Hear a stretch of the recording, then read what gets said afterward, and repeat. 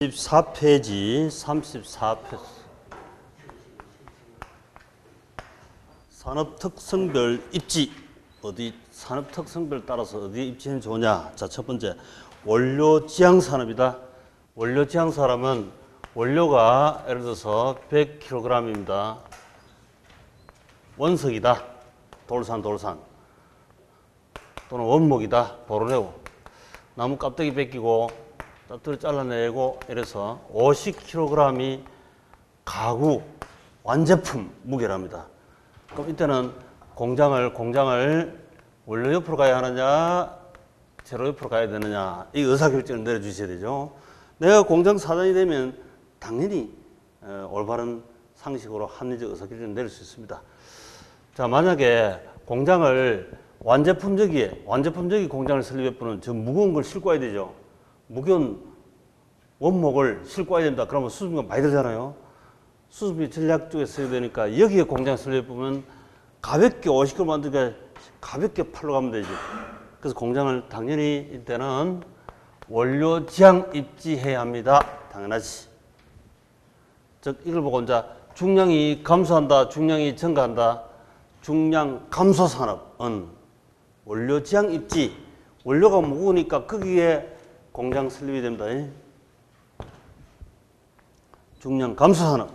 그래서 기업 원료 생산지 입지에서 생산 활동하는 산업인데 편제 국지 원료다.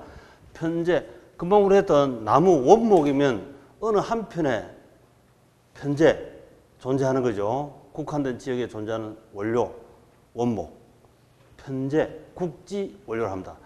보편 원료처럼 수증기가 안 들어가는 우리 지금 숨 쉬는 공기는 어디도 있잖아요. 지구에서는.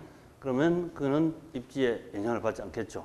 보편 원료가 아닌 편제 국지 원료 많이 투입하는 공장은 거기에 공장이 있어야 한다. 중량 증가가 아니고 중량 감소 산업, 목재 강옥, 돌산 시멘트 산업처럼 원석을 100kg다가 나중에 시멘트 포대 속에 50kg 완제품이 들어갑니다. 그러면 중량 감소 산업이겠죠. 이때는 원료 지수가 1보다 크다. 원료 지수는 완제품 50kg 분의 원재료 분모 분자이니까 이거는 2가 되겠지. 원료 지수도 하니까 원료 분자 용어를 항상 써왔죠. 원료 지수 1보다 크면 원료 옆으로 가야 합니다. 이런 얘기지. 부패하기 쉬운 원료 산업이다. 농수축. 자, 예를 들어서 우리 이 원양 어선이 냉동 공장을 싣고 다닙니다. 배에다가. 잡자마자 냉동 공장에 집어넣어 버리죠. 공장 안 집어넣으면 부패하니까. 그래서 그런 경우는 원양 어선 냉동 공장 싣고 다니듯이 부패하기 쉬운 원료 거기에 공장이 있어야 한다. 원료 옆에 있어야 한다. 그 다음에 상대되는 개념으로서 이제 시장지향 입지. 반대로 50kg을 가지고 청량음료다. 물 붓고 병 넣고 뚜껑 닫고 상자 넣고 하면 중량이 무거워져요. 100kg 완제품 청량음료, 소주, 맥주 등. 그럼 이때는 공장이 당연히 완제품 옆에 공장이 있어야 한다. 이 완제품은 소비자 입에, 이건 소비자 입 옆에 있어야지. 소비자 입 옆에 청량음료 만드는 소주라든지 맥주라든지 완제품 시장 마켓에 공장이 있어야 됩니다. 완전 만들자마자 손님한테 입에 갖다 마케팅. 그래서 이거는 중량이 점점 증가 산업이다. 원료가 가볍고 완제품 무거우면 여기 공장에 있으면 저 가벼운 거 싣고 오면 되죠. 원료 가벼운 거 싣고 오니까 수증비가 전락됩니다. 서로 상대되는 반대 개념. 단위당 제품 수증비가 원료 수증보다 큰 산업. 제품이 무겁다 이 말이지. 보편 원료는 별로 수증비가 별 부담이 없는 보편 원료. 여기저기 보편적으로 널려있는 원료. 우리 숨쉬는 공기처럼. 원료 지수가 1보다 적다. 그렇지. 여기 100kg 분의 50kg. 0.5니까 1보다 적지. 당연합니다. 부패성 저하이거나 취급의 주의를 요하는 유리도 바로 소비자 근처에 있어야 되고 시장 옆에. 부패 제하다. 우리 예를 들어서 803 반점이다. 짜장면집 엄청 맛있대. 누구는 짜장면 가니 그게 사람한테 제일 해로운 건데 이칸데 짜장면을 제일 많이 먹어봤었기도만은 어릴 때는 또 그런 거 먹어도 괜찮지만 연세 드시가면 조금 그렇잖아요. 그래서 이제 그 팔공성 반점에 전화로 짜장면 하나 요겁니다. 사나리에서 부르면 팔공성에까지 오다가 다 굳어버리지 이상한 게 돼버립니다. 바로 고객 입력해 주세요. 부패하기 쉬운 원료는 제안은 고객 입력해 주셔야 됩니다. 바로 맛없는 옆집에 반집이 있더라도 옆집에 시켜 먹는 게 더 맛있겠지. 저 팔공 꼭대기에서 내려오는 것보다. 그래서 부패하기 제한은 바로 소비자 시장 마켓에 있어야 합니다. 도심 근교 고등 채소. 그다음에 중간 지향 산업이다. 이거하고 상관없이 역세권이란 말 많이 하죠. 이적 지점, 이적 적환. 이적이다 이 말은 옮길 이자, 화물 적자인데 화물을 옮겨 싣는 지역, 이적, 역세권이에요. 적환, 이적, 역세권 부동산 괜찮잖아요. 똑같이 역세권. 그래서 예를 들어서 이제 트럭에 싣고 왔다가 기차역에다가 다시 환승한대 환승. 갈아타는 비용이 많이 들잖아요. 우리 학원 오실 때 갈아타고 오시는 분은 차를 한번 갈아타면 접근 비용이 좀 들죠. 여기 학원에 딱 있으면 좋을 텐데 원샷이 한 번에 딱 오는데 이렇게 얘기하듯이 적환 지점 거기에 공장이 있으면 이적 비용이 절약되니까. 그 다음에 노동지향적 산업이다. 주로 미숙련공을 많이 사용한다. 그래서 우리가 공장을 중국에서 옛날에 다시 베트남으로 북한은 개성공단으로 옮기려고 하는 이유는 뭡니까? 미숙련공 저임금비 때문에 그걸로 옮기려고 하는 거죠. 만약에 숙련공이라면 숙련공은 연봉 2억 줄게 5억 줄게 전 세계 어디에서 콜 부르면 날라오잖아요. 근데 미숙련공 연봉 3천만 원 2천만 원 주면서 전 세계 날라오라 하면 안 날라와요. 공장이 글로 가야 되지.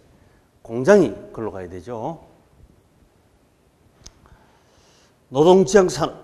그 다음에 자유입지 산업이다. 이건 기술이 중요하지. 수송비나 인건비 이런 게 중요한 게 아니야. 우리 이 4차 산업혁명 기술. 로봇 같으면 로봇. 그 기술이 중요한 거지. 뭐 어디 공장이 있냐 그게 중요한 게 아니다 이 말이지. 그런데 4차 산업 로봇이 지금 모르게 살살 들어오고 있습니다만 문제는 이게 사람이 인기 있는 직종을 갖다 로봇이 먼저 들어온대. 참 그게 슬픈 얘기인데 그치? 그러면 사람이 인기 없는 그런 업종에서 사람은 종사하고 로봇이 인기 있는 거 처음부터 해버려. 큰일 났죠 이제. 큰일 났다. 제발 안 그랬으면 좋겠습니다.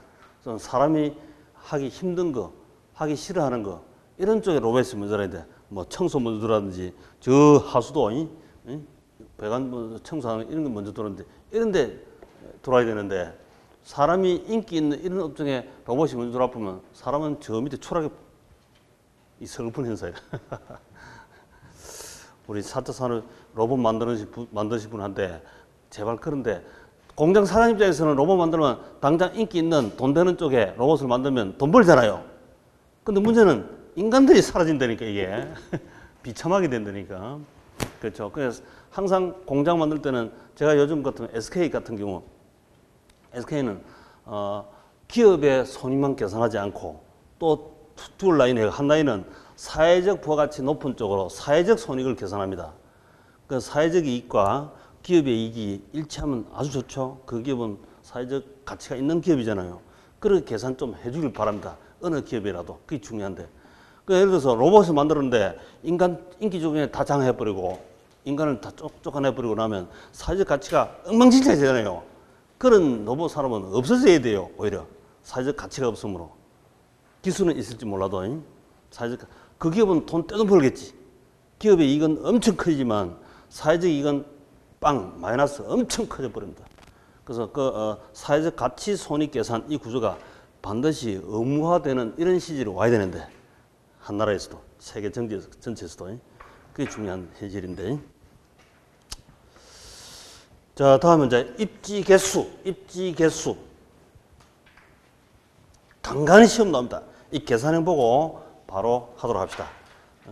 지금 냅두고.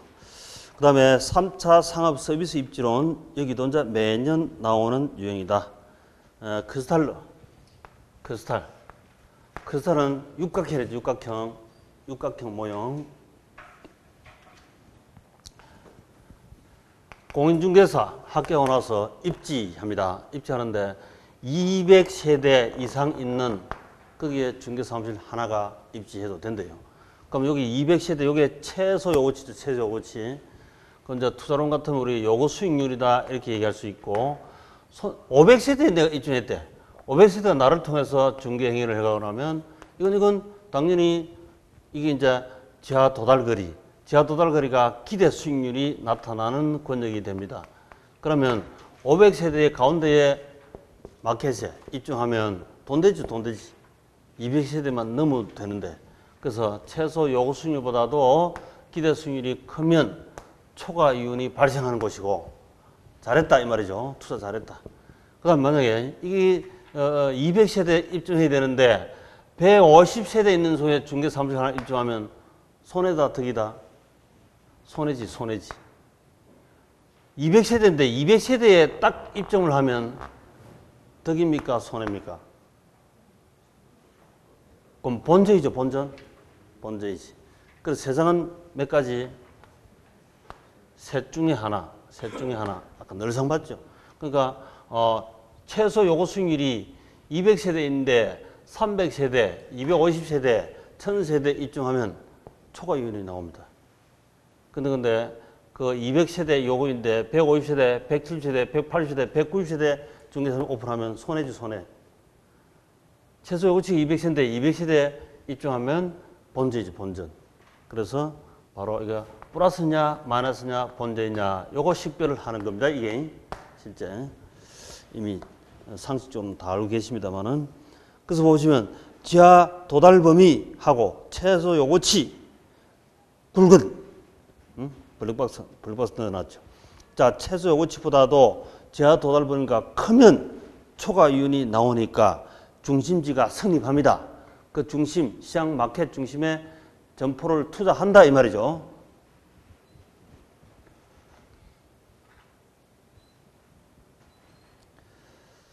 자, 그 다음에 그 레일리의 소매인력 법칙. 자, 레일리의 소매인력 법칙이 있고, 레일리의 소매인력 법칙, 허프의 확률 모형 세 가지가 있습니다. 자, 그럼 같이 묶어서 보는 게 좋다. 자, A라는 우리 큰 도시가 있고, 큰 도시. B라는 작은 도시가 있습니다.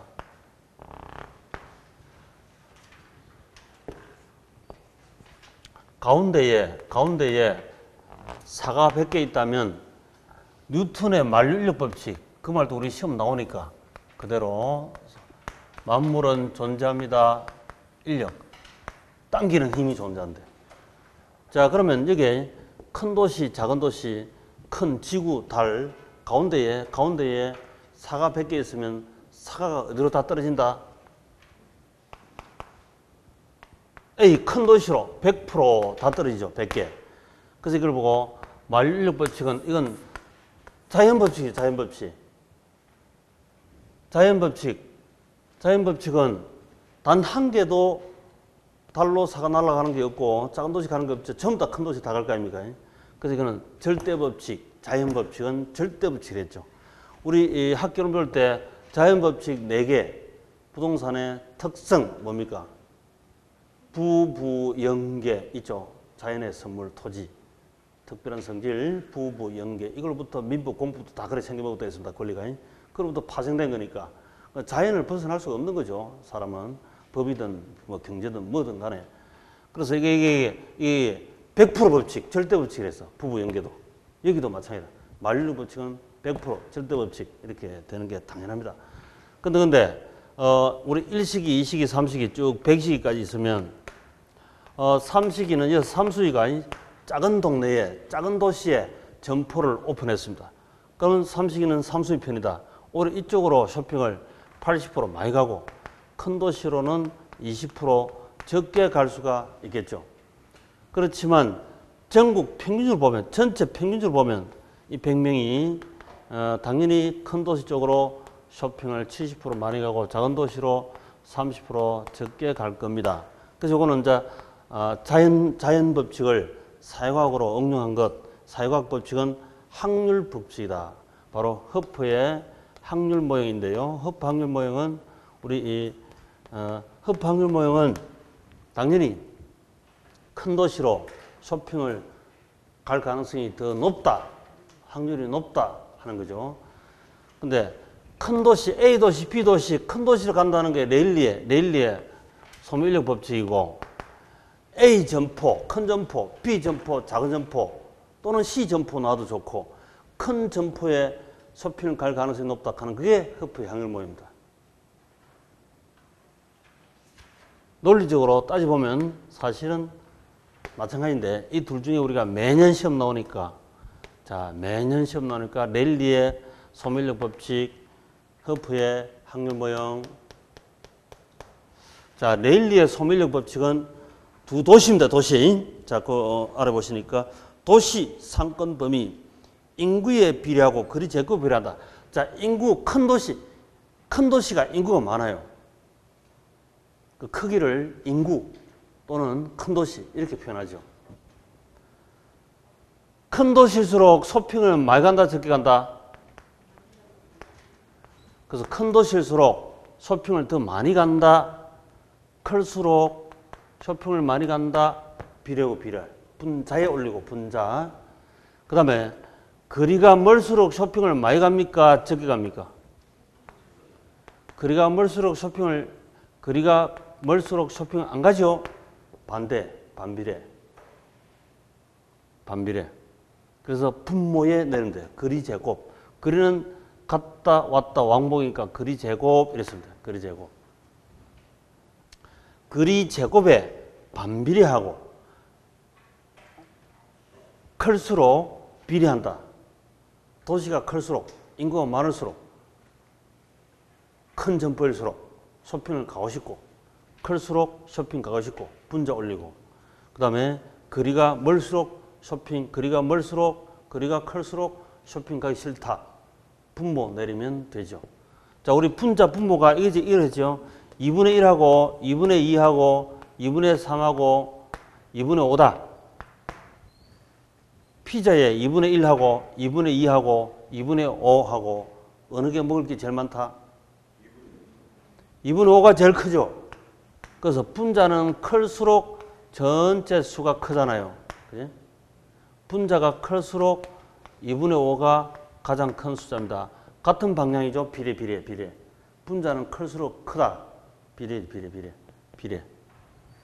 분모는 2분의 1하고 3분의 1하고 5분의 1하고 어느 게 가장 크다?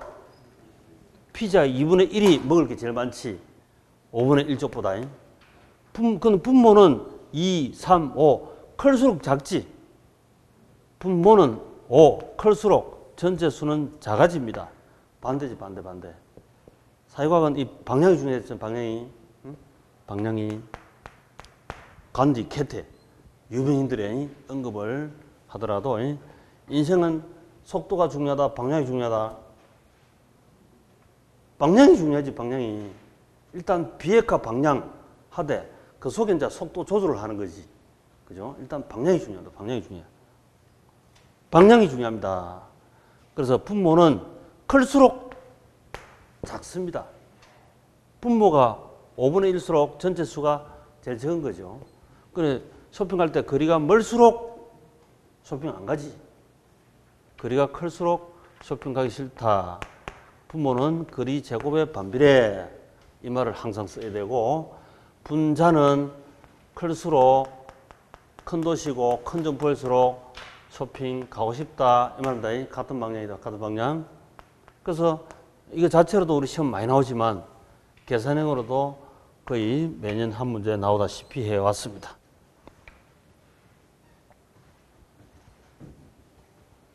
자, 읽어보시면 뉴턴의 만류인력 법칙을 운영했다. 이게 뉴턴의 만류인력 법칙이죠. 만물은 존재합니다. 당기는 힘이 인력이 있대. 그러면 큰 도시, 작은 도시 쇼핑 갈 때 소비자를 당기는 힘이 있겠죠. 큰 점포, 작은 점포 누가 당기는 힘이 강하다? 큰 점포가, 큰 도시가 손님 당기는 일시기, 이시기, 백시기 쇼핑 당기는 힘이 강하겠죠. 그걸 보고 자, 요 만유 인력 법칙은 자연 법칙이고 소매 인력 법칙이래요. 소매 쇼핑 손님 당기는 힘 이 말이지. 그래서 이걸 보고 우리가 소매 인력 법칙이다, 고객 유인력이다, 협인력이다 이런 말을 쓴다니까. 인력, 만유 인력 법칙 이걸 써가지고요. 우리 뭐 고객 유인력 당기는 힘 또는 협인력 이렇게 얘기하잖아요. 유인력, 협인력 이런 소리 많이 쓰죠. 당기는 힘. 두 도시 사이에 존재하는 소비자들에 대해서 상거래, 상권 범위, 구매 지향 비율, 협인력, 유인력, 이용률 등을 구하는데 두 도시 인구에 비례하고 두 도시 분기점부터 거리 제곱에 반비례한다. 분기점은 말이 하나 들어가 있을 뿐입니다. 분기점. 자, 분기점은 큰 도시 옆에 있습니까? 작은 도시 옆에 있습니까? 분기점이란 말은 상권 경계점인데, 상권 경계점. 자, 큰 도시, 큰 점포가 상권이 크죠? 작은 도시가 상권이 적을 거 아닙니까? 그럼 상권 경계점, 당연히 작은 도시 옆에 있겠죠, 작은 도시 옆에. 요게 상권 경계점이라. 요거 가지고도 시험 여러 번 출제했어요. 상권 경계점은 작은 도시 옆에 있다. 이래야 맞죠? 큰 도시로부터 멀리 있습니다. 큰 도시가 상권이 크니까 상권 경계점이 멀리 있죠. 큰 도시가 상권이 크죠. 그죠? 그러니까 멀리 있다 이 말이 맞지. 여기에 상권 경계점에 서 있는 사람이 있습니다. 그 사람 이름이 뭐다? 상권 경계점에 서 있는 사람이 누구다? 에? 내가 서 있다고요? 컨버스죠, 컨버스. 컨버스라는 사람이지, 컨버스. 다음 표정이가 컨버스 나왔다, 컨버스. 컨버스라는 사람, 이 컨버스라는 사람 별명이 뭐였죠? 반반. 사랑 반, 뭐 반? 사랑 반, 눈물 반. 이분은 맨날 노래 부르도 사랑 반, 눈물 반반 노래 부르는 사람이에요. 반반이라 반반. 반반. 쇼핑 100번 가는 중에 큰 도시에 반, 50%. 작은 도시에 50%, 50번. 반반 가는 사람이에요. 반반. 반반입니다. 반반. 그래서 이 사람은 수학적으로는 같죠. 반반이니까 50%, 50%는 같잖아요. 갖다 놓고 풀면 계산이 답이 나오고, 갖다. 그러면 상권 경계점, 이 거리가, 여기서 큰 도시까지 거리, 작은 도시 거리, 요거 X고 여기 Y다 같으면 이 거리도 계산이 됩니다. 상권 경계점으로부터 큰 도시, 큰 점포로 쇼핑 갔다 왔다. 작은 도시로 갔다 왔다. 쇼핑 10번 가면 5번. 2번 가면 한 번. 반반입니다. 반반. 컨버스. 그래서 컨버스의 상권 분기점, 경계점, 무차별점 모형은 네일리의 소매 인력 법칙을 응용하여 두 도시 간의 상권 경계를 계산할 수 있다. 그래서 분기점은 작은 도시에 가까이 존재한다. 맞죠? 작은 도시 가까이 서 있습니다. 컨버스가 쇼핑 가는 것은 같지만. 그 다음에 기출문제. 네일리의 소매 인력 법칙에 따르면 두 개 도시 상거래 협인력은 두 도시 인구에 비례하고 두 도시 분기점으로부터 거리 제곱에 반비례한다. 맞는 말이죠? 그 다음에 그 허프 중심지론. 자, 허프는 점포란 말을 쓰면 돼요. 네일리는 A 도시, B 도시, 큰 도시, 작은 도시이고, 이제 허프의 상권 모형은 삼식이는 삼수의 점포로 간다. 두 점포, 큰 점포, 작은 점포 이렇게 씁니다. 허프의 확률 모형은 개별 소매 점포 상권 범위인데 상점 면적에 비례하고 점포 면적에 비례하고 그 다음에 거기까지 점포에 쇼핑하는 시간 거리 마찰 개수 성에 반비례한다. 시간이 오래 걸리면 가기 싫죠. 시간 거리가 짧으면 쇼핑 가고 싶습니다. 그 점포에. 마찰 개수 성 그 마찰 개수는 이 2성일 수도 있고 3성일 수도 있고 1성일 있고 거리성 이때 이 거리를 조금 더 친절하게 써보면 시간거리 성에 반비례한다. 대체 우리 시험 나올 때는 계산형은 2성만 여태까지 출제했습니다만은 옛날에 0성이라고 출제 24에 0성 이렇게 출제해가지고 오류 출제를 해서 전부 다 정답 이렇게 됐다. 기본적으로 우리 시험은 2성 이렇게 계산형 할 때는 실제 출제했고 이걸 이제 2성이 만약에 2성이 될 수도 있지만 3성이 될 수 있다. 여기 가는데 시간이 엄청 오래 걸린대요. 그거는 비포장도로 자글밭이라서 걸어서 갔다 와야 된다. 걸어서. 그럼 차를 몰고 못 가니까 걸어서 가면 쇼핑하는데 엄청 오래 걸리잖아요. 그러면 저게 성수가 3성, 4성 높아질 수도 있지. 유인드론 타고 산꼭대기 상점 나물 사러 가는데 산나물 사러 가는데 금방 유인드론 타고 휙 갔다 올 수 있대. 그럼 접근성이 엄청 빠르잖아요. 그럼 1.5, 1.2 낮아질 수도 있습니다. 넬리와 컨버스의 소멸력 법칙은 수정 보완한 것이다. 고객 협인력은 소비자 행태, 기호나 소득, 고통 편의 등 삼식이는 삼성의 편이다. 이런 미시분석 관심을 두고 중심지 이론을 전개 미시분석이다. 그래서 그 공식도 봐도 분모는 시간거리 성 반비례, 분자는 점포 면적, 상대 면적. 자, 기출 허프의 상권 분석 모형에 따르면 소비자가 특정 점포를 이용할 확률은 경쟁 점포의 수. 자, 한번 봅시다. 우리 이 작년에 처음으로 시 세계 점포가 출제가 되었습니다. 경쟁 점포가 많을수록 삼시가 B 점포 갈 가능성이 확률이 높다 낮다? 낮아지죠. 경쟁 점포 수가 많으면 삼수한테 갈 가능성이 낮아지잖아요. 그 당연하지. 그게 이제 그래서 현재 경쟁 점포 수도 영향을 받고 또 고객 특성, 소득, 돈이 많으면 쇼핑 가는 가능성이 더 높겠지. 집에서 밥 먹는 것보다 외식이 늘어나겠죠. 소득 수준 등 교통 편의, 그쪽 동네, 그쪽 점포는 교통이 가격이 좋다. 그럼 그 가능성이 높아지지. 불편하다, 낮아질 것이고. 이런 미시적 하나하나 영향을 받습니다. 그래서 경쟁 점포 수, 점포와의 거리, 점포의 면적 다 영향. 뒷말은 우리가 금방 다 했어요.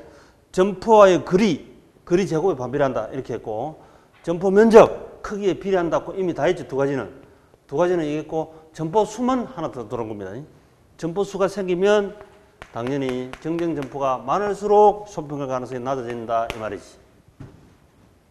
작년에 처음으로 세계 점포 이렇게 해서 시험 나왔습니다. 소비자의 분포 기법 CST 커스터머 스팟 테크닉 이 말은 뭐냐? 고객이 출발점이 어디냐? 부자 동네냐 서민 지구지냐? 그걸 점포 테스트. 자, 예를 들어서 이 모퉁이에 안경점이 있습니다. 안경점이 있는데요. 안경점이 이 점포에 있는데요. 저 윗동네에서 출발한 사람, 저 아랫동네에서 우리 안경 사러 온 사람도 있고 윗동네에서 사러 온 사람도 있고 있겠죠. 그 설문지 조사를 하니까 이 윗동네에는 부자 동네 고속차라, 여기는 서민 동네고 여기 온 사람들도 있고 이 아랫동네에서 온 사람도 있습니다. 그러면 스파트, 커스터머, C가 커스터머죠. 고객, 스파트. 부자 동네 스파트 출발했느냐 서민 동네에서 스파트 출발했느냐 이 말이거든요. 근데 부자 동네에서 온 손님이 여기서 있으면 그 부자 동네 사람은 안경 질을 높여야 된다 낮춰야 한다? 부자 동네는 질은 높이고 가격을 비싸게 받아도 되죠. 이렇게 마케팅을 해야 되고 서민층에서 오시면 안경 어쨌거나 싸게 질은 좀 낮아도 상관없어. 좀 싸게 이렇게 하는 전략을 판촉을 해야 된다. 이런 뜻이에요. 이게. CST 커스터머 스파터. 부자 동네 오는 사람은 테크닉 앞으로 분석할 때 질을 높이고 그 대신에 가격 높이도 좋다. 서민 주거지역은 그 커스터머 스파트 출발하는 동네는 판촉할 때 질은 좀 낮아도 좋지만 싸게 해줘야 된다 이 말이지. 그렇게 고객 특성 파악하는 그걸 보고 CST를 합니다. CST. 지리적 상권의 범위를 확정하기 위해서 소유되는 판매액을 기초 소비자 분포를 확정하고 고객 특성 파악으로 판촉 활용합니다. 점포들 간의 경쟁 정도도 파악한다. 그 당연한 말이죠. 가만히 상식적으로 다 당연한 얘기 아닙니까? 그죠? 상식적으로 다 당연한 얘기. 그래서 그 핵심 키포인트를 가지고 반복 스킬만 늘려주면 돼요. 반복 스킬만 늘려주면 됩니다. 자, 우측에 이제 점포 입지 유형 분류, 상품 종류에 따른 분류,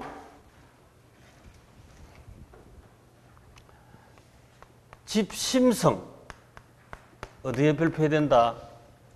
심자. 이 센터입니다. 센터. 영어로 쓰면 센터. 도심 센터에 점포가 입지해야 된다. 집심성. 백화점, 보석점, 정품점 그걸 또 다 암기하고 있다. 암기할 가치가 전혀 없습니다. 그냥 대표적인 한 두 개 이렇게 실직 쳐다보기만 하면 돼요. 상식적으로 이미 다 알고 있습니다. 집심성이고 그 다음에 집재성. 집재성은 어디에 별표다?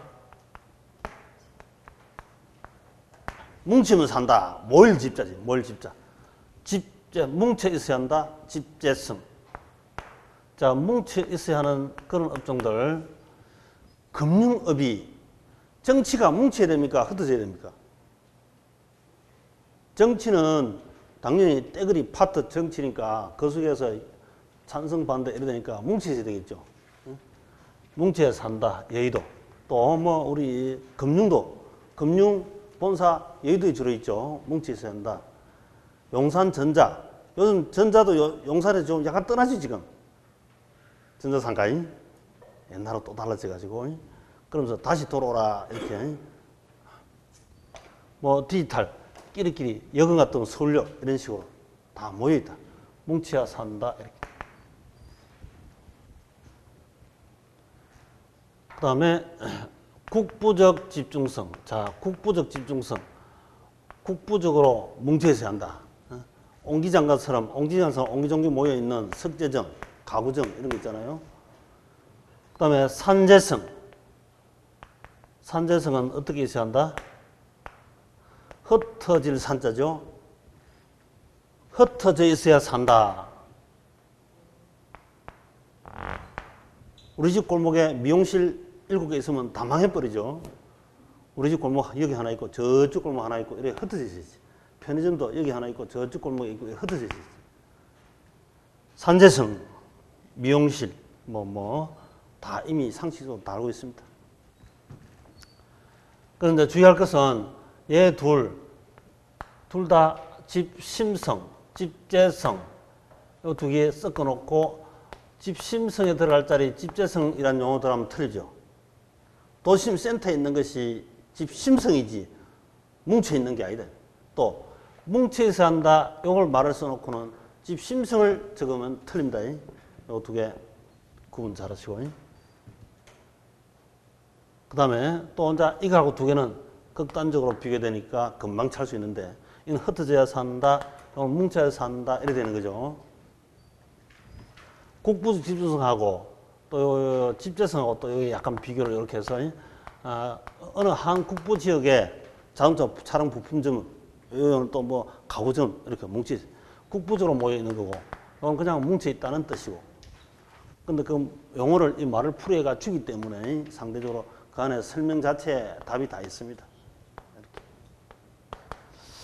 그 다음에 이제 선매품, 이것도 주의해야 돼요. 선매품, 전문품, 편의품.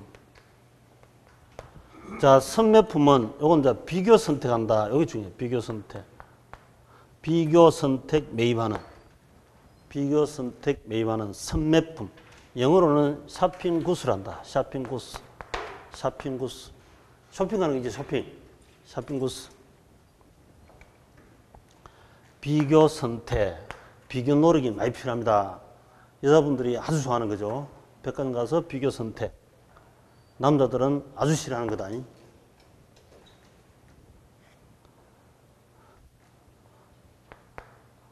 신혼 상품도 비교 선택하는 것도 있고 전문품도 있잖아요. 드레스는 선매품일까요? 전문품일까요? 선매품이 많다, 전문품이 많다. 결혼할 때 웨딩 드레스. 선매품이 많죠. 선매품은 남자들이 좋아한다, 싫어한다? 싫어하잖아요. 그래서 옷 갈아입고 한 10번, 20번 왔다 갔다 하고 막, 그것을 그냥 갈라지기 시작해. 그러지 마세요. 남자들은 비교 선택하는 거 한두 번이지, 너무 많이 하면 별로 안 좋아해. 선매품, 전문품. 부동산은 전문품입니까? 선매품입니까?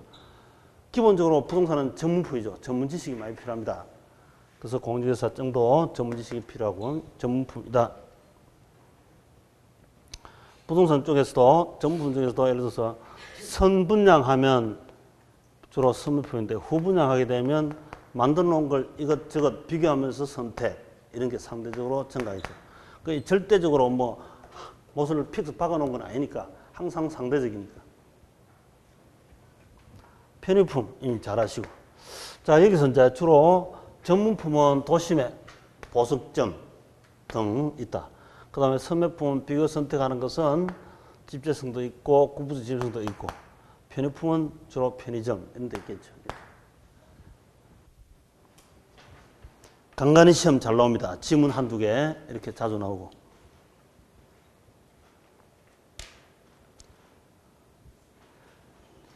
가운데 보니까 공간 분배의 원리다 하는 말이 있는데요. 이 시장 공간이 균등 배분한데, 시장이 좁고 수요가 탄력성이 적은 경우 집심성이 있지 않다. 이 말은 이래요. 마켓이 좁고 시장이 좁고 수요 탄력성이 적다. 이거 중요한데, 경쟁하는 업종이 내 단골 손님이 저쪽으로 갈 가능성이 적대요. 그러면 같이 있어도 되죠. 그 말이에요. 내 단골 손님이 절로 휙 갈 가능성이 적다 이지. 그러면 그 수요 탄력성이 적다 이 말이거든. 수요 탄력성이 적으면 도심 속에 나란히 같이 있어도 되죠. 옆집에 같이 상승 있어도 된다 이 말이에요. 근데 그 밑에는 시장이 넓고 마켓이 아주 넓어요. 탄력성이 크다. 저 경쟁업종이 조금 좋으면 손님이 그걸로 가버려. 그러면 경쟁이 치열하겠지. 그 나라는 옆에 붙어 있으면 맨날 싸우잖아요. 서로 호객행한다고. 멀리 떨어져야지. 그 산재성을 있어야 한다 이 말이지. 편의점이 한 골목에 두 개 있으면 손님이 이쪽이나 저쪽이나 아무나 왔다 갔다 버리지. 그럴 때는 멀리 떨어져야 되지. 일정 거리 간테 붙어 있으면 안 되지.